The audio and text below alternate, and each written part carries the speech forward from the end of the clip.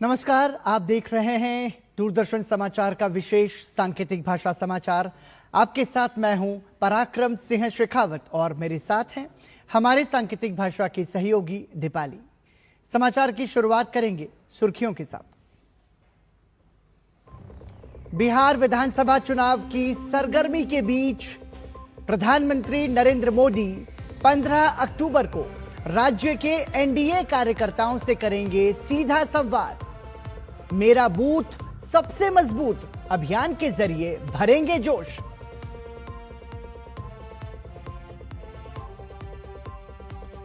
बिहार चुनाव पर दिल्ली में बढ़ी सरगर्मी। बिहार भाजपा कोर ग्रुप की बैठक खत्म। भाजपा केंद्रीय चुनाव समिति की बैठक में उम्मीदवारों के नाम पर लग सकती है मुहर। महागठबंधन की सीट शेयरिंग पर भी हो सकता है फैसला।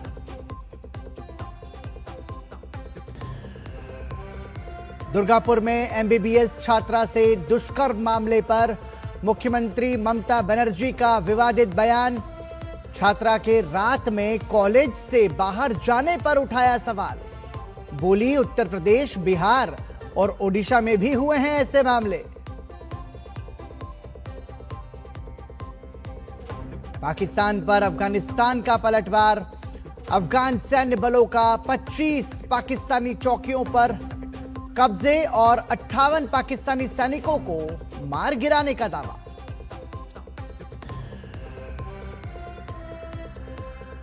और महिला क्रिकेट विश्व कप में आज भारत का सामना मौजूदा विश्व चैंपियन ऑस्ट्रेलिया से। ऑस्ट्रेलिया का टॉस जीतकर पहले गेंदबाजी करने का फैसला।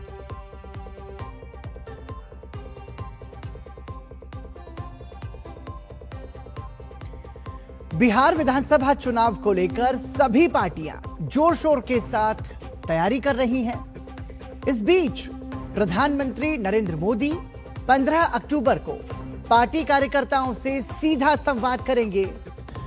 इस संबंध में प्रधानमंत्री ने सोशल मीडिया प्लेटफॉर्म एक्स पर एक पोस्टर साझा करते हुए लिखा कि बिहार में भाजपा एनडीए की विजय के लिए हमारे समर्पित कार्यकर्ता पूरी ऊर्जा के साथ जुट चुके हैं। ऐसे कर्मठ कार्यकर्ताओं से संवाद हमेशा नई प्रेरणा देता है। 15 अक्टूबर को मुझे ऐसे ही कार्यकर्ताओं से सीधे संवाद करने का अवसर मिलेगा। मेरा आग्रह है, आप सभी मेरा बूथ सबसे मजबूत अभियान से जुड़ें और अपने सुझाव आज ही साझा करें। चुने गए कुछ कार्यकर्ताओं से उनके सुझावों पर मैं सीधे उनके साथ चर्चा करूंगा। बिहार विधानसभा चुनाव के मद्देनजर भाजपा की केंद्रीय चुनाव समिति की बैठक आज पार्टी मुख्यालय में बुलाई गई है। शनिवार को देर रात तक चली बिहार भाजपा कोर ग्रुप की बैठक के बाद आज भाजपा अध्यक्ष जेपी नड्डा के घर पर भी बिहार भाजपा कोर ग्रुप की बैठक हुई।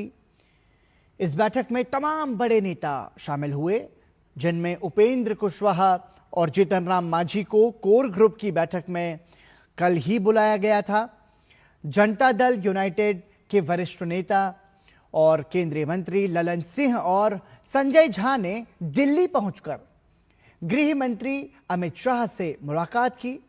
संभावना जताई जा रही है कि आज देर शाम तक एनडीए की सीटों का ऐलान किया जा सकता है। बिहार विधानसभा चुनाव से पहले सियासी सरगर्मियां तेज हो गई हैं। इस बीच जेडीयू नेता राजीव रंजन प्रसाद ने आगामी चुनाव में एनडीए को बड़ी जीत मिलने और नीतीश कुमार के नेतृत्व में सरकार बनने का दावा किया है। साथ ही उन्होंने कहा कि राजद की सीटें बहुत कम होंगी, इसलिए राजद को 2010 से भी बुरी स्थिति के लिए मानसिक रूप से तैयार रहना चाहिए। परिवर्तन होगा, राजद की सीटें कम हो जाएंगी, बेहद कम हो जाएंगी। 2010 से भी बुरी स्थितियों में राजद को जाने के लिए खुद को मानसिक रूप से तैयार रखना चाहिए। जनता ने मन बना लिया है बिहार के मुख्यमंत्री नीतीश कुमार जी की अगुवाई में एनडीए एक बड़ी जीत के लक्ष्य की ओर अग्रसर है। जीत भी मिलकर हम लड़ेंगे, हासिल करेंगे और अगली सरकार एक बार फिर मुख्यमंत्री नीतीश कुमार जी के नेतृत्व में बननी भी उतनी ही तय है। इस बीच कांग्रेस नेता अखिलेश प्रसाद सिंह ने कहा कि गठबंधन में सीटों का बंटवारा लगभग हो चुका है, लेकिन उन्होंने माना है कि कुछ दिक्कतें अभी हैं। उनका दावा है कि एक दो दिन में सब कुछ सामने आ जाएगा। सीट बंटवारा प्रायः हो चुका है, लेकिन अंतिम समय में जो टीदिंग प्रॉब्लम रहता है वो सब पार्टी में, एनडीए में भी है, इधर भी रहता है, लेकिन 1 से 2 दिन में सब घोषणा हो जाए। राष्ट्रीय जनता दल के प्रवक्ता मृत्युंजय तिवारी ने जन सुराज पार्टी के संस्थापक प्रशांत किशोर के बयान पर पलटवार करते हुए कहा कि 2020 में भी सभी लोग यही कह रहे थे कि 10 लाख नौकरियां देना असंभव है, लेकिन तेजस्वी यादव का इरादा बिहार के भविष्य को लेकर स्पष्ट है। इससे पहले जन सुराज पार्टी के संस्थापक प्रशांत किशोर ने राजद नेता तेजस्वी यादव के उस वादे पर तीखा हमला बोला था, जिसमें उन्होंने कहा था कि बिहार में महागठबंधन की सरकार बनने के 20 दिन के भीतर हर परिवार को सरकारी नौकरी देने का कानून बनाया जाएगा। सब लोग तो 2020 में भी यही कह रहे थे कि असंभव है। जो हमारा इरादा था तेजस्वी यादव जी का, वो इरादा, हौसला, इच्छा शक्ति और संकल्प शक्ति ने वो करके दिखाया। जो लोग पहले ही हार मान जाते हैं तेजस्वी जी जब घोषणा करते हैं, तो ये तो स्पष्ट है ना कि तेजस्वी जी का इरादा जो है वो स्पष्ट है। जम्मू कश्मीर के राज्यसभा चुनावों के लिए भाजपा ने उम्मीदवारों के नाम की घोषणा कर दी है। इनमें गुलाम मोहम्मद मीर, राकेश महाजन और सतपाल शर्मा के नाम शामिल हैं। गुलाम मोहम्मद मीर जम्मू कश्मीर के एक प्रमुख राजनीतिक और सेवानिवृत्त सरकारी कर्मचारी हैं। कश्मीर घाटी से आते हैं, लंबे समय से संगठन से भी जुड़े रहे हैं और क्षेत्रीय मामलों पर उनकी अच्छी पकड़ मानी जाती है। वहीं राकेश महाजन जम्मू और कश्मीर में भाजपा इकाई के उपाध्यक्ष हैं। जम्मू क्षेत्र के जाने माने राजनीतिक चेहरे हैं और पार्टी में सक्रिय भूमिका निभाते आ रहे हैं। वहीं अगर बात करें सतपाल शर्मा की, तो जम्मू कश्मीर भाजपा के अध्यक्ष हैं। पार्टी के जम्मू कश्मीर प्रमुख के रूप में उनका ये दूसरा कार्यकाल है। 2024 के विधानसभा चुनाव के दौरान सतपाल शर्मा को पार्टी का कार्यकारी अध्यक्ष और बाद में जम्मू कश्मीर भाजपा का अध्यक्ष मनोनीत किया गया। भाजपा सांसद तेजस्वी सूर्या ने कर्नाटक सरकार द्वारा बेंगलुरु के लिए प्रस्तावित सुरंग सड़क परियोजना को आपदा बताया है। साथ ही उन्होंने कहा कि यह परियोजना बेंगलुरु की यातायात समस्याओं का समाधान नहीं करेगी, बल्कि नई समस्याएं पैदा करेंगी। The tunnel road project as proposed by the state government is a disaster for Bengaluru.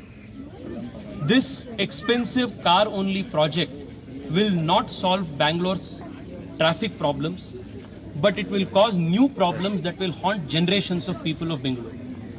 Today, I had called the officials of the GBA to come and explain the 6 acres acquisition that they are doing in Lal Bagh. और इसी के साथ फिलहाल समाचार में रुक रहे हैं एक छोटे से ब्रेक के लिए। आप बने रहिए हमारे साथ। एक बार फिर आपका स्वागत। आप देख रहे हैं विशेष सांकेतिक भाषा समाचार। पश्चिम बंगाल के दुर्गापुर में एक मेडिकल छात्रा के साथ सामूहिक बलात्कार के मामले में पुलिस ने 3 आरोपियों को गिरफ्तार किया है। ये घटना आसनसोल दुर्गापुर पुलिस कमिश्नरेट के तहत आने वाले क्षेत्र में हुई थी। पीड़िता ओडिशा की रहने वाली है और एक निजी मेडिकल कॉलेज की द्वितीय वर्ष की छात्रा है। तीनों आरोपियों को गिरफ्तार कर आज कोर्ट में पेश किया गया।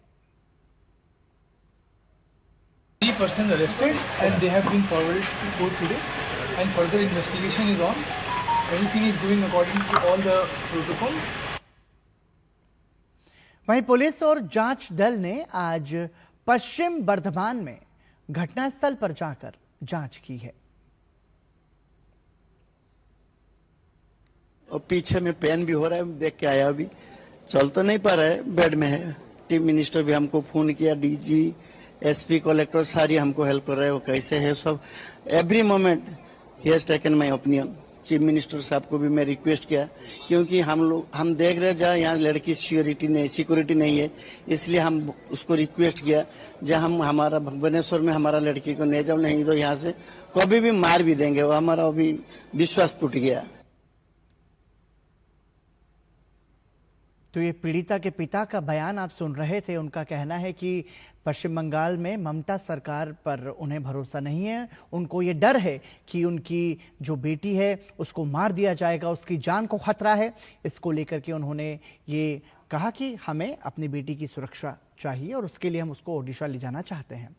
ओडिशा कांग्रेस अध्यक्ष भक्त चरण दास ने दुर्गापुर सामूहिक दुष्कर्म मामले की निंदा करते हुए प्रदेश सरकार से तुरंत कड़ी कार्रवाई की मांग की है। I strongly condemn it as Congress President of Odisha, PC President, and I appeal that the government should take immediate step. Our Mahila Congress would have some demonstration regarding that issue. Odisha government has to be serious on this issue and talk to the West Bengal government. We are brothers and sisters. We are close neighbor of Bengal, and Odisha people do not expect such kind of behavior with Bengal government. जहां दुर्गापुर में MBBS की 23 वर्षीय छात्रा के साथ सामूहिक दुष्कर्म ने सभी को झकझोर कर रख दिया है, वहीं राज्य की मुख्यमंत्री ममता बनर्जी ने इसे लेकर कॉलेज मैनेजमेंट पर सवाल खड़े किए हैं। मामले में दुष्कर्म पीड़िता को न्याय दिलाने के बजाय मुख्यमंत्री ममता बनर्जी ने छात्रा के देर रात बाहर निकलने पर ही सवाल खड़े कर दिए हैं।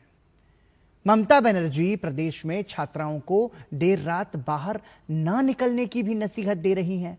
साथ ही उन्होंने छात्रों को अपनी सुरक्षा की जिम्मेदारी भी खुद ही उठाने की बात कही है। That girl, it is shocking. Whose responsibility? How they came out in the night at 12:30? I'm shocked to see the incident. But private medical colleges also is to take care for their students, and especially the girl child at night time. They should not be allowed to come out in the outside. They have to protect themselves also. Congress के वरिष्ठ नेता P Chidambaram के 1984 में हुए operation blue star पर दिए गए बयान से एक बार फिर पार्टी सवालों के घेरे में आ गई है। हिमाचल प्रदेश के कसौली में खुशवंत सिंह साहित्य महोत्सव में चिदंबरम ने 1984 के संवेदनशील मुद्दे का जिक्र करते हुए ऑपरेशन ब्लू स्टार को एक बड़ी गलती माना है। उन्होंने कहा कि 1984 में स्वर्ण मंदिर से आतंकवादियों को निकालने के लिए ऑपरेशन ब्लू स्टार गलत तरीका था। पी चिदंबरम के अनुसार कुछ साल बाद सेना को बाहर रखकर सही तरीका दिखाया गया था। उन्होंने माना कि पूर्व प्रधानमंत्री इंदिरा गांधी ने इस गलती की कीमत अपनी जान देकर चुकाई। चिदंबरम ने यह भी कहा कि यह निर्णय सेना, पुलिस, खुफिया एजेंसियों और सिविल सेवाओं का सामूहिक निर्णय था। उन्होंने स्पष्ट किया कि इसके लिए केवल इंदिरा गांधी को दोष नहीं दिया जा सकता। बता दें कि ऑपरेशन ब्लू स्टार पर बीते 6 महीने में ये दूसरा बड़ा बयान सामने आया है। इससे पहले 4 मई को कांग्रेस नेता राहुल गांधी का एक वीडियो वायरल हुआ था, जिसमें उन्होंने 1984 के ऑपरेशन ब्लू स्टार को गलती माना था। वहीं अब चिदंबरम के बयान के आने के बाद राजनीतिक गलियारों में तमाम तरह के कयास लगाए जा रहे हैं। That was a wrong way to retrieve the Golden Temple. A few years later, I think 3-4 years later, we showed the right way to retrieve the Golden Temple by keeping out the army. There was a way to retrieve and capture all the militants, but Blue Star was the wrong way. And I agree, Mrs. Gandhi paid with her life for that mistake. But that mistake was a cumulative decision of the army, the police, the intelligence, and the civil service. You can't blame it only on Mrs. Gandhi.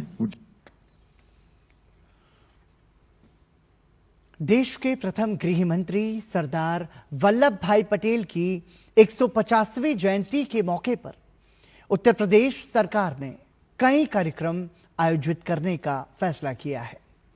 मुख्यमंत्री योगी आदित्यनाथ ने लखनऊ में press conference कर इसकी जानकारी दी। इस मौके पर प्रदेश में कई बड़े कार्यक्रम आयोजित किए जाएंगे। सरदार @150 एकता मार्च आयोजित होगा और 31 अक्टूबर को हर जिले में रन फॉर यूनिटी होगा। खेल एवं युवा मंत्रालय ने एक पोर्टल लॉन्च किया है, जिससे 5 युवा हर जिले से केवड़िया जाएंगे। सरदार पटेल की जयंती पर वोकल फॉर लोकल थीम पर ब्रांडिंग, टेक्नोलॉजी कनेक्ट और स्वदेशी मेलों पर फोकस होगा। योग और स्वास्थ्य शिविर भी आयोजित किए जाएंगे। लौह पुरुष सरदार वल्लभ भाई पटेल महान स्वतंत्रता संग्राम सेनानी होने के साथ ही अखंड भारत के शिल्पी भी हैं। रन फॉर यूनिटी का कार्यक्रम भारतीय जनता पार्टी 2014 से ही आयोजित कर रही है। Statue of unity Sardar Sarovar Gujarat के पास दुनिया की सबसे बड़ी प्रतिमा प्रधानमंत्री मोदी जी के मार्गदर्शन और नेतृत्व में गुजरात में भी स्थापित हुई है। असम के मुख्यमंत्री डॉक्टर हेमंता बिस्वा शर्मा ने गुवाहाटी के गरचुक स्थित नॉर्थ ईस्ट स्किल सेंटर में वैश्विक मानव प्रतिभा के लिए फॉरेन लैंग्वेज इनिशिएटिव लॉन्च किया है। इस मौके पर उन्होंने कहा कि इससे अप्रत्यक्ष रूप से असम की अर्थव्यवस्था के विकास में मदद मिलेगी। इस पहल का उद्देश्य असम के युवाओं को विदेशी भाषा कौशल से लैस करना है, जिससे वो शैक्षिक वैश्विक रोजगार के अवसरों का पता लगा सकें और आर्थिक रूप से आत्मनिर्भर भी बन सकें। इस पहल के तहत पहले चरण में 180 युवाओं को जापानी भाषा का प्रशिक्षण दिया जाएगा। Remittance is always a big source for earning forex, foreign exchange. It also make your state put your state in the global positioning. So this scheme will also indirectly help in the growth of Assam economy. रूस के काल्मिकिया गणराज्य की राजधानी एलिस्ता में शनिवार को भगवान बुद्ध के पवित्र अवशेष भारत से भारतीय वायुसेना के विशेष विमान द्वारा पहुंचे। ये आयोजन भारत और रूस के बीच सांस्कृतिक और आध्यात्मिक संबंधों के लिहाज से बेहद महत्वपूर्ण माना जा रहा है। यहां 11 से 18 अक्टूबर 2025 तक 8 दिवसीय अवशेष प्रदर्शनी आयोजित की जाएगी। इस अवसर पर भारत से पहुंचे प्रतिनिधिमंडल का नेतृत्व उत्तर प्रदेश के उप मुख्यमंत्री केशव प्रसाद मौर्य कर रहे हैं। इस आयोजन में वरिष्ठ भारतीय भिक्षुओं का दल वहां स्थानीय बौद्ध समुदाय को आशीर्वाद देगा और धार्मिक अनुष्ठान करेगा। प्रदर्शनी में 83वें शाक्य त्रिजेन रिनपोछे के उपदेश और प्रवचन होंगे। इसके अलावा भारत की संस्कृति मंत्रालय के पांडुलिपि प्रभाग से प्राप्त कंजूर मंगोलियाई धार्मिक ग्रंथों के 108 खंड, 9 बौद्ध संस्थानों और 1 विश्वविद्यालय को भेंट किए जाएंगे। पवित्र अवशेषों का स्वागत कालमिकिया के बौद्ध प्रमुख शाजिन लामा, गेशे तेंजीन चोइडाक और गणराज्य के प्रमुख बाटू सर्गेयेविच खासिकोव ने किया। यहां 8 दिवसीय प्रदर्शनी भारत सरकार के संस्कृति मंत्रालय, अंतर्राष्ट्रीय बौद्ध महासंघ, राष्ट्रीय संग्रहालय और इंदिरा गांधी राष्ट्रीय कला केंद्र के सहयोग से आयोजित की गई है।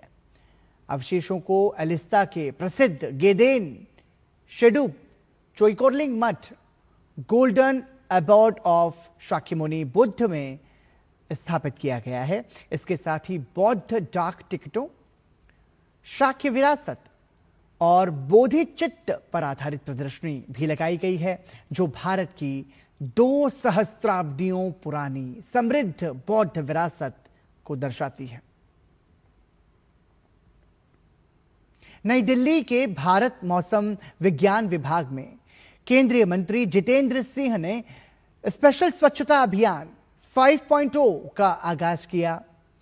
साल 2021 के 2 अक्टूबर को इस अभियान की शुरुआत की गई थी, जिसके 5 साल पूरे हुए हैं।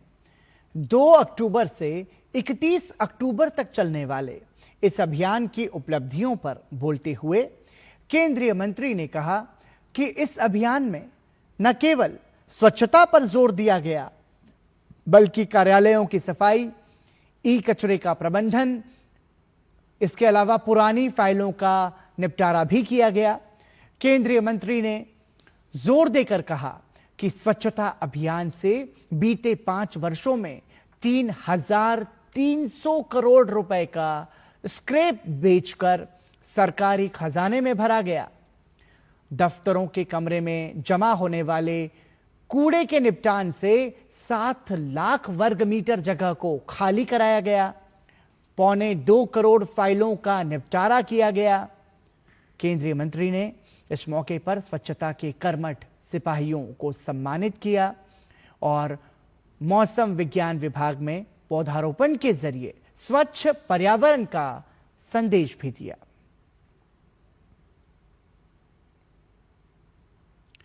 फिट इंडिया के संदेश को आगे बढ़ाते हुए दिल्ली में संडेज ऑन साइकिल का आयोजन शानदार अंदाज में हुआ। इस मौके पर केंद्रीय खेल मंत्री मनसुख मांडविया ने झंडे दिखाकर साइक्लोथॉन को रवाना किया।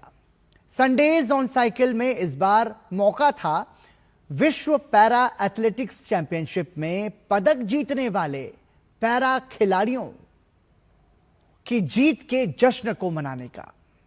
साइक्लोथॉन के इस संस्करण में देश भर में डॉक्टर्स और चिकित्सा क्षेत्र से जुड़े लोगों ने साइकिलिंग करके फिटनेस का संदेश दिया। इस मौके पर केंद्रीय खेल मंत्री ने कहा, संडेज ऑन साइकिल आज एक अभियान बन चुका है। एनएसजी ने अशोक चक्र पुरस्कार विजेता मेजर संदीप उन्नीकृष्णन की स्मृति में साइक्लोथॉन का आयोजन किया। 26/11 मुंबई आतंकवादी हमलों के दौरान इनकी मृत्यु हो गई थी।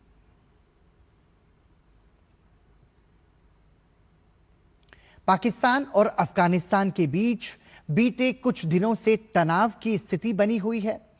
पाकिस्तानी एयर अटैक के बाद बीती रात अफगानिस्तान ने भी पाकिस्तानी सेना पर हमला कर दिया है।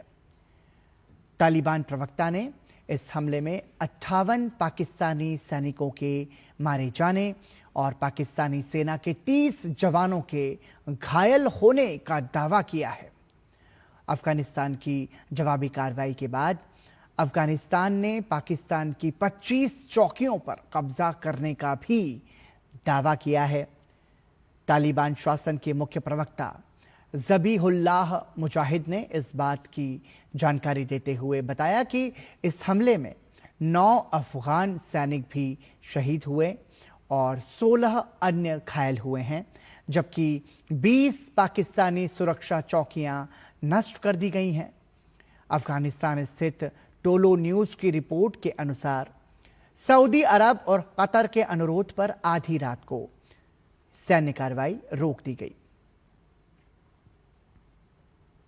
संयुक्त राष्ट्र महासचिव एंटोनियो गुटेरेस सोमवार को मिस्र के शहर शर्म अल शेख में होने वाले शांति सम्मेलन में शामिल होंगे।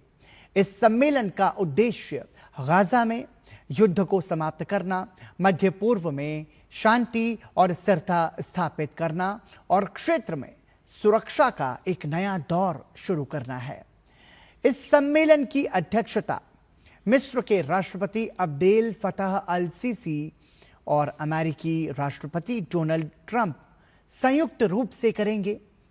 वहीं इस सम्मेलन में 20 से अधिक देशों के नेता शामिल होंगे। महिला क्रिकेट विश्व कप में मौजूदा विश्व चैंपियन ऑस्ट्रेलिया से है। ऑस्ट्रेलिया ने टॉस जीतकर पहले गेंदबाजी का फैसला किया है। ताजा समाचार मिलने तक भारत ने बिना किसी नुकसान के 118 रन बना लिए हैं।